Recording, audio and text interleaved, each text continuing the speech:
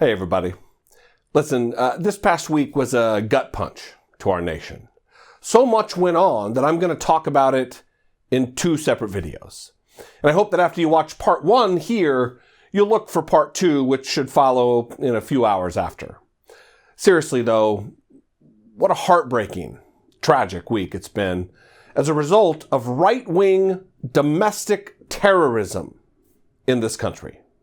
It started with a series of pipe bombs being mailed by a self-proclaimed white supremacist to prominent Democratic figures and vocal critics of Donald Trump, including President Barack Obama and former Secretary of State Hillary Clinton.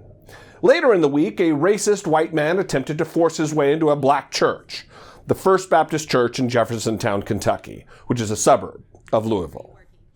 When he wasn't able to get in, he proceeded to go to a Kroger supermarket where he killed Maurice Stollard, who was 69, and Vicki Jones, 67. Stollard's 12-year-old grandson watched as his grandfather was shot in the back of the head and murdered. He ran out of the store screaming for help. Imagine for a second the terror that this child experienced while on a trip to the grocery store to buy poster board for a school project with his granddad. It is, there are just no words to describe an innocent child's horror. At first, the police department announced that they were still searching for a motive, despite reports from witnesses that the shooter made a racist comment, including this response to an armed white gunman he encountered while at the Kroger. The guy had walked up on him and had a gun in his hand, and my dad had his gun drawn. Said that he wouldn't shoot if he didn't shoot, so my dad just stayed there, and then the guy took off down the parking lot. So your dad was confronting the shooter? Yeah, okay. Yeah. Did that man say anything, or how did your dad figure out something wasn't right? He didn't realize it was him till he'd already seen the gun by his side. He said, "Don't shoot me, I won't shoot you." He's like, "Whites don't kill whites." He said what? Whites don't kill whites. Whites don't kill whites. And he didn't. In fact, the shooter tried to flee, but police caught him. So much for the good guy with the gun, right? Then a vile, white supremacist, anti-Semitic conspiracy theorist walked into Pittsburgh's Tree of Life synagogue during a baby naming ceremony and opened fire with his AR-15, killing 11 people while shouting, quote, "All Jews must die."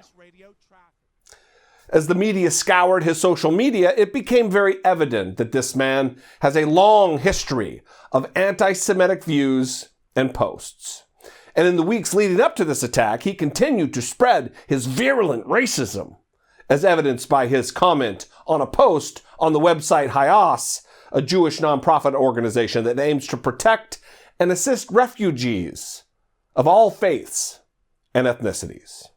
The organization was planning a ceremony for refugees around the country, but the Pittsburgh terrorist had already been indoctrinated by anti-Semitic conspiracies about a Soros-funded, or as these racist cowards mean, Jewish-funded migrant caravan.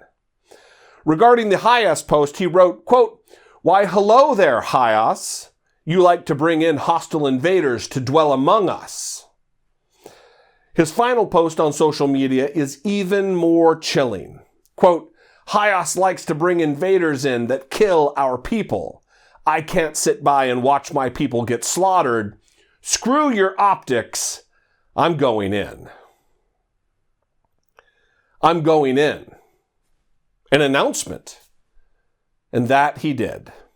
Over the past few days, there has been an ongoing debate with people wondering how much credit Donald Trump deserves for creating a climate in which men become so enraptured by various conspiracy theories that they take it upon themselves to commit heinous acts of murder and violence against innocent, peaceful people who they perceive as enemies. Look, reasonable people can disagree on the degree to which Donald Trump is responsible. But it is hard to argue with the fact that Donald Trump consistently elevates dangerous conspiracies and advocates for violence against political opponents. We aren't talking about this fake civility debate where Republicans believe that being bothered in a restaurant or having one's leftovers thrown away are the equivalent of pipe bombs in the mail or bullets in the back of someone's head. We are talking about literally advocating for violence and offering to pay legal bills. We are talking about complete and total failure to acknowledge the climate Donald Trump has created. A climate of division, hatred, and the viewing of the opposition as enemies and a threat to the country. Then Donald Trump wants to talk about unity and peace. Nope. It does not work that way. Look, if this were happening during the presidencies of George W. Bush or his father or Ronald Reagan, I don't believe it would be reasonable to lay blame like this at their feet. They didn't threaten to imprison their political opponents. They didn't literally advocate for violence against peaceful protesters.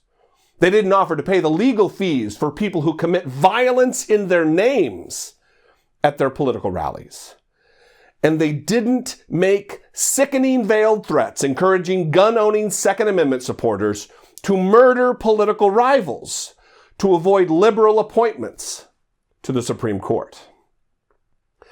The facts are that Donald Trump has done these things. He's done all of them and more. Donald Trump's cozy relationship with racism and racist talking points has been a theme throughout his life, and it hasn't stopped during his tenure as president.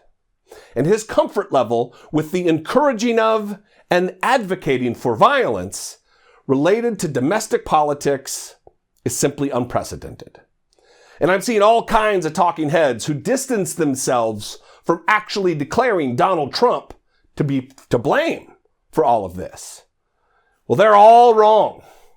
Donald Trump is to blame for this violence, because the violence is born out of this never-before-seen rancorous and toxic political atmosphere.